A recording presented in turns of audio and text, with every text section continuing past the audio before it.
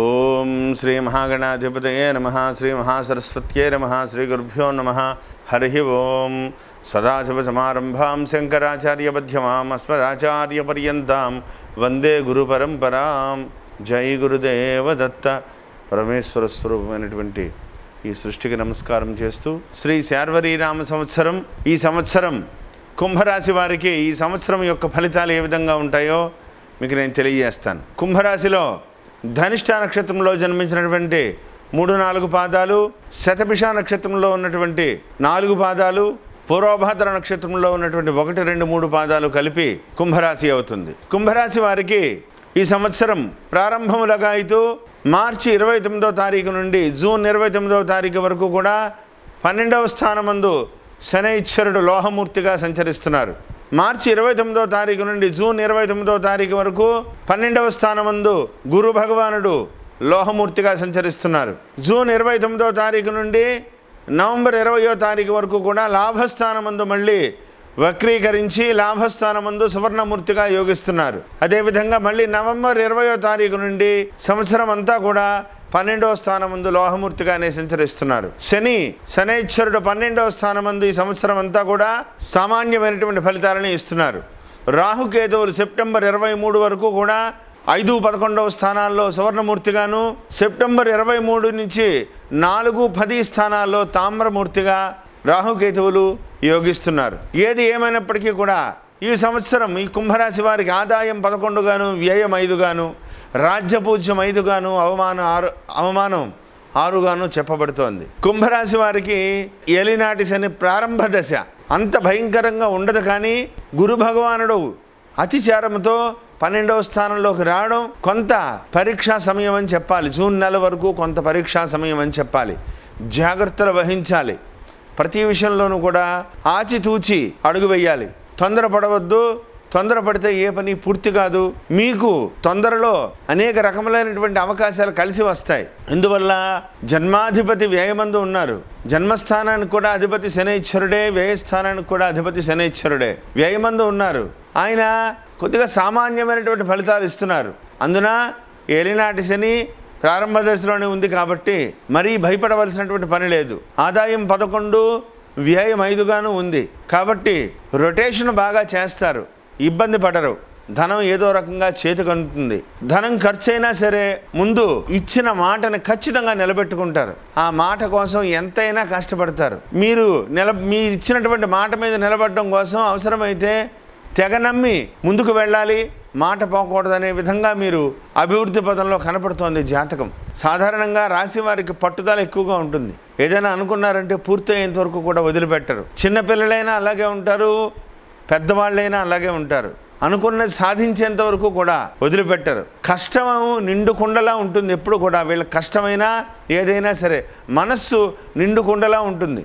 ఎప్పుడు కూడా ఎంత భావనైనా సరే లోపల దాచుకుంటారు, కానీ వీళ్ళలోంచి బయటపడదు. చాలా చాలా బ్యాలెన్స్గా ఉంటారు. అటువంటి వారికి ఈ సంవత్సరం వ్యయస్థానమందు గురుశనులు కలయిక కొంత చిన్న చిన్న ఇబ్బందులు జరిగేలా ఉన్నాయి.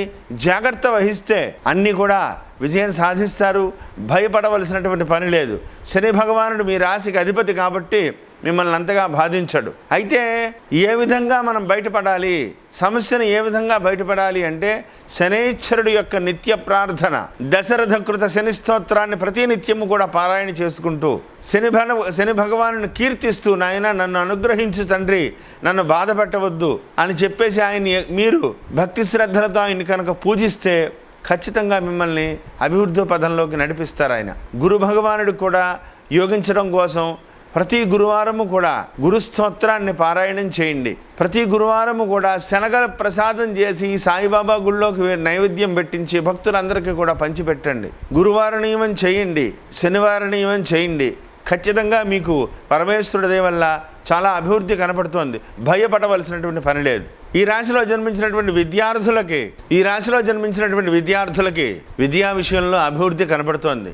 చాలా అభివృద్ధి కనపడుతోంది. ఎందువలన విద్యాస్థానమందు ఉన్నటువంటి గ్రహస్థితి అనుకూలంగా ఉంది. సెప్టెంబర్ వరకు ఏమీ భయపడవలసినటువంటి పని లేదు. సెప్టెంబర్ తర్వాత విద్యాస్థానమందు చతుర్థ కేంద్రంలోకి రాహు యొక్క సంచారము, 10వ స్థానంలో కేతువు వెళ్ళడం, కొంత విద్యా విషయంలో చదివాంలే చూద్దాంలే ఎంతైనా ఎంత కష్టపడ్డా ఇంతే కదా అనేటువంటి అశ్రద్ధలు పెరుగుతాయి. అది పెరగకుండా జాగ్రత్తలు చేసుకుంటే విద్య మీకు చాలా అభివృద్ధి పదంలోకి మిమ్మల్ని ముందుకు తీసుకువెడుతుంది. ఒక్కసారి వ్యక్తిగత జాతక పరిశీలన చాలా తప్పనిసరి. ప్రారంభ సమయంలోనే, ఈ సంవత్సరం ప్రారంభ సమయంలోనే వ్యక్తిగత జాతక పరిశీలన చేసుకోండి.